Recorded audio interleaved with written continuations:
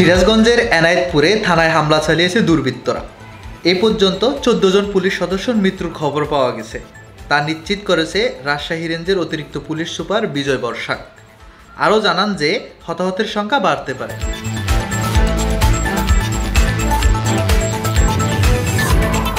11টা, 11:30, 12টার দিকে ওরা অ্যাটাক করে থানার ভিতরে ঢুকে ওরা পুলিশের 11 জন এখন আরো অনেকেই নিখোঁজ আছে, আমরা জানি না কতদিন পর মারা হয়। 11টা ডেড বডির মতো এখন আমরা